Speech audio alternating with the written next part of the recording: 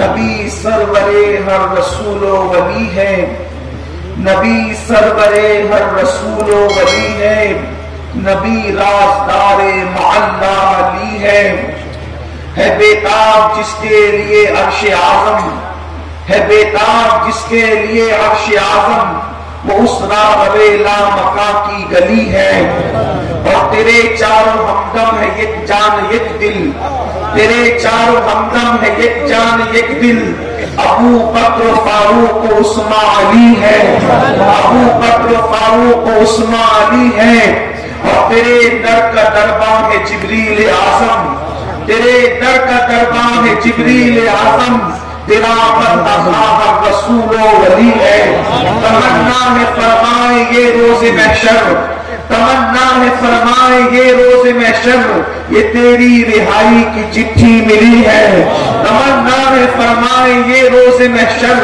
یہ تیری رہائی کی چٹھی ملی ہے، اور شفاعت کرے حشر میں جو ہماری، شفاعت کرے حشر میں جو ہماری، سوا تیرے کس کو یہ قدرت ملی ہے، سوا تیرے کس کو یہ قدرت ملی ہے۔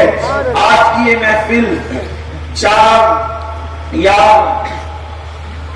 کانفرنس اور اصلاح عقائد و اعمال، مجھ سے پیشتر، مجھ سے بہت بڑے بڑے علماء، خطبہ، دانشور، شعراء اور ہمارے بیدار مغز نقیب محفل، اور اسی طریقے سے ہماری عوام، ہمارے علماء اب سب کو سن چکے، اور آدھی رات گزر چکی ہے، اور بلکہ عنوان کی مناسبت سے 4 یار اور اصلاح معاشرہ دونوں پر ملی جلی کچھ گفتگو کرنے کا شرف حاصل کریں گے، لیکن ایک شرط کے ساتھ کہ میری پوری محفل میں جو بات یا میری گفتگو کے اندر جو بات اچھی لگے، سبحان اللہ، الحمدللہ، درود شریف پڑھنے کو کہا جائے تو درود شریف، لیکن کوئی بھی نعرہ محفل کے اندر اب نہیں لگے گا۔ اس لیے نہیں لگے گا کہ ہم نعروں کے مخالف نہیں ہیں، بلکہ کچھ وقت بچانا چاہتے ہیں، اور وقت کی قلت جو ہے آپ ہم سب کے سامنے ہے۔ میں نے جس آیت کریمہ کی تلاوت کی ہے، اللہ تبارک و تعالیٰ اس کے متعلق مجھے حق کہنے اور آپ سب کو حق سن کر اس پر عمل کرنے اور اسے عام کرنے کی توفیق عطا فرمائے۔ میرے پیارے آقا صلی اللہ علیہ وسلم کے پیارے دیوانوں، ایک بات اچھی طرح یاد رکھنا، ہندوستان کے اندر جو ہے وہ جتنے لوگ ہیں تقریباً کم و بیش 90% لوگ، اللہ اکبر، اس ہندوستان کے اندر ان کے آباء و اجداد نے اسلام قبول کیا ہے۔ 10% لوگ وہ ہیں جو عرب سے آئے ہیں یا ان کی نسلیں ہیں۔ اس وجہ سے بہت ساری چیزوں میں ایسا ہے کہ لوگ اسلام کو قبول کر چکے، لیکن عادتیں کسی کی کچھ ویسے ہی رہ گئی جیسے کہ پہلے عادتیں تھیں۔ حالانکہ میں اس پر کوئی طنز نہیں کر رہا ہوں، لیکن ہوتا ایسا ہے کہ انسان جو ہے کنورٹ تو ہو جاتا ہے مگر عادتیں کچھ باقی رہ جاتی ہے۔ اسی لیے ہم لوگوں کے اندر کچھ باتیں ایسی ہے جس کا تعلق کہیں نہ کہیں تہمات پرستی سے، احساس برتری سے جا کر کے ملتی ہے۔ اور یاد رکھنا، انسان اپنے بارے میں چاہے جو گمان کر لے، لیکن حقائق حقائق ہے، سچائی سچائی ہے، صداقت صداقت ہے۔ میرے پیارے آقا صلی اللہ علیہ وسلم کے دیوانوں، پتہ نہیں ہماری قوم کو کون سا قوم ہے، ہماری قوم کو کون سی بے فکری ہے، ہماری قوم کو کون سا خیال ہے جس نے ہماری قوم کو آخرت سے بے پرواہ کر رکھا ہے، آخرت سے بے فکر کر رکھا ہے۔ یاد رکھنا، دنیا کے اندر وہ قوم کبھی اللہ کی خشیت کی طرف نہیں آ سکتی، دنیا کے اندر وہ قوم کبھی عبادت کی طرف راغب نہیں ہو سکتی، دنیا کے اندر وہ قوم کبھی ترقی کی راہ کی مسافر نہیں بن سکتی جس قوم کے اندر فکر آخرت نہ ہو، اللہ رب العزت کی بارگاہ میں جواب دینے کا تصور نہ ہو۔ یاد رکھے، اللہ کے حبیب علیہ السلام نے جو قوم نمک اور کافور میں فرق نہیں کر سکتی تھی، ان کے دلوں میں فکر آخرت پیدا کر کے ان کو اللہ کی معرفت عطا کی۔ جو قوم گمراہی کے دلدل میں پھنسی ہوئی تھی، ان کو آسمان ہدایت کا تارا کہ جب انسان کے دل و دماغ میں اللہ کی عدالت میں کھڑے ہونے کا تصور پیدا ہوتا ہے، جب انسان کو اللہ کی عدالت میں جواب دینے کا تصور پیدا ہوتا ہے، تو پھر انسان کے دل میں خشیت الہی پیدا ہوتی ہے، اللہ کا خوف پیدا ہوتا ہے۔ یاد رکھو اے میری قوم کے جوانوں، ایک دن وہ آنے والا ہے جس کو یوم آخر کہتے ہیں، یوم آخرت کہتے ہیں، اور اللہ کی عدالت میں کھڑے ہونا ہے۔ قرآن کہتا ہے ایحسب الانسان ان یترک سدی، کیا انسان یہ تصور کرتا ہے کہ اس سے حساب نہیں لیا جائے گا؟ نہیں نہیں، انسانوں سے حساب لیا جائے گا، میرا اللہ جس سے چاہے گا حساب لے گا۔ اور یاد رکھنا جب وہ حساب لے گا تو قرآن کہتا ہے فَمَن يَعْمَلْ مِثْقَالَ ذَرَّةٍ خَيْرًا يَرَهُ وَمَن يَعْمَلْ مِثْقَالَ ذَرَّةٍ شَرًّا يَرَهُ۔ ایک ذرے کے برابر تم نے نیکی کی ہوگی، اللہ تمہیں وہ بھی دکھائے گا، ایک ذرے کے برابر برائی کی ہوگی، اللہ تمہیں وہ بھی دکھائے گا۔ صحابہ کرام نے پوچھا یا رسول اللہ صلی اللہ علیہ وسلم، ہمارے ماں باپ آپ پہ قربان، اللہ ہم سے کس کس چیز کے بارے میں حساب لے گا؟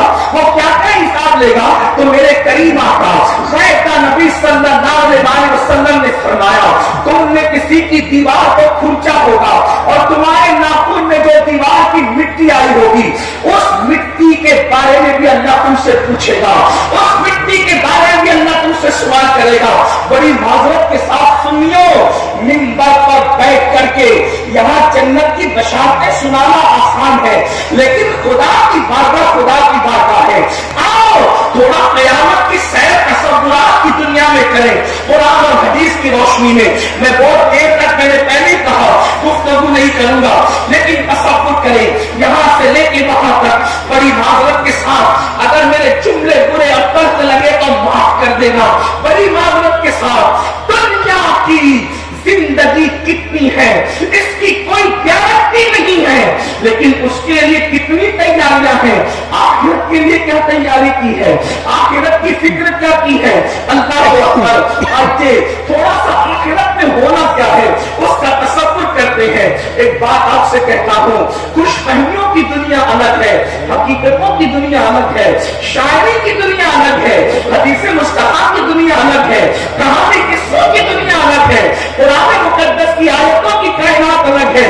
اللہ اکبر۔ آگے ذرا ہم اپنی فکر کر لیں، بہت بے فکر ہو گئے، نماز نہیں پڑھیں گے پھر بھی جنتی ہے، رمضان مبارک کے روزے نہیں رکھیں گے پھر بھی جنتی ہے، زکات چور بنیں گے پھر بھی جنتی ہے، زکات نہیں دیں گے پھر بھی جنتی ہے، عورتوں پہ پاپ کی نظریں ڈالیں گے پھر بھی جنتی ہے، اللہ اکبر چوریاں کریں گے پھر بھی جنتی ہے، مسجدوں کو ویران کریں گے پھر بھی جنتی ہے۔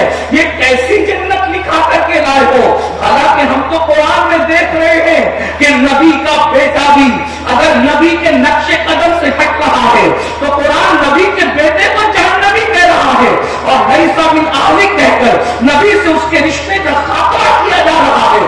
میں پوچھنا چاہتا ہوں، جب نبی کے نقش قدم سے نبی کا بیٹا ہٹ جائے تو اس کو نبی سے کیا جاتا ہے؟ اگر امتی نبی کے نقش قدم سے ہٹ جائے تو پھر امتی کا رشتہ کتنا رہ جاتا ہوگا؟ کیا تمہیں نہیں پتا کنعان جیسا انسان حضرت نوح علیہ السلام کا بیٹا جب نبی کے نقش قدم سے ہٹا اور کافروں کے ساتھ رہا، اللہ اکبر، حضرت نوح نے کہا تھا مولا یہ میرا بیٹا ہے، مولا یہ میرا بیٹا ہے، ارشاد والے سبھی ابھی آپ کی آج سے نہ رہا۔ مسلمانوں، میری قوم کے جوانوں، پوری رات زنا کے مناظر دیکھنے والے دیکھیں، پوری رات دلی فلمیں دیکھیں، پوری رات نرم گدوں پر بیٹھ کر کے فلمیں دیکھیں، عورتوں کو پھرتا ہوا دیکھیں، ہیرو کو ننگا ناچتا ہوا دیکھیں۔ وہ فلمیں اتنی سپر ہٹ ہوتی ہے جس میں ننگا پن جتنا زیادہ ہوتا ہے، اور سن لیں جتنی فلمیں مسلمانوں کی وجہ سے کامیاب ہوتی ہے اتنی کسی اور کی وجہ سے نہیں۔ میں آسان لفظ و لہجے میں آپ کو بتاؤں، آپ تحقیق کر لینا اور غور کر لینا، رمضان المبارک میں فلم والے کوئی نئی فلم نہیں نکالتے، آپ غور کرنا کیوں نئی فلم رمضان شریف میں آتی ہے، نئی فلم رمضان شریف میں کیوں نہیں آتی؟ پورے ہندوستان میں دیکھ لو کیوں نہیں ہیں. رمضان المبارک میں مسلمان فلم دیکھنے نہیں آتے, تو اس لیے نئی فلم کوئی آتی نہیں, آئے گی تو فلاح ہوگی, ناکام ہوگی. مطلب فلموں کو کامیاب کون کر رہا ہے؟ تم. اب آپ سے پوچھنا چاہتا ہوں, ایک مہینہ فلم نہ دیکھو تو مارکیٹ میں نئی فلم نہیں آتی. اگر پوری زندگی دیکھنا چھوڑ دو پھر انشاءاللہ میرے پیارے آقا علیہ السلام کے پیارے دیواروں, آخرت کی فکر نہیں کر رہے ہو, آؤ تھوڑا آخرت کا جائزہ لے. ہم کہتے ہیں نا آخرت میں کیا ہوگا, تو آئیے حدیث کیا کہتی ہے کیا ہوگا. اللہ اکبر, اللہ اکبر. میرے پیارے آقا علیہ السلام کو تسلیم کے پیارے دیواروں, آئیے ان خلفائے راشدین کی زندگی سے میں پیش کروں کیا ہوگا. اللہ اکبر. اور چاروں خلفاء ویسے تو ہمارے عقیدے میں اہل سنت کے عقیدے خلفائے راشدین میں 4 نہیں بلکہ 5 ہے. امام حسن کی 6 بار کی خلافت, وہ بھی خلافت راشدہ جو 30 سال کے اندر ہوتی ہے. لیکن چونکہ عرف میں بات کوئی کہہ دے, عرف میں سے حسن میں نہ کہے, عرف میں کوئی بات کہہ دے, تو ہم کوئی فتوے کی بات نہیں کرتے. لیکن یہ ساتھ میں تفسیر ضروری ہے. خلفائے راشدین 4 یار, حضور کے 4 یار. یاد رکھنا میرے آقا کے اصحاب, پہلے توجہ کرنا اصحاب مصطفیٰ. آج کل حضور کے اصحاب پر لوگ باتیں کرتے ہیں, یہ کیا یہ کیا. میں نے کہا تجھے پوری زندگی نماز کی توفیق نہیں اور تو صحابہ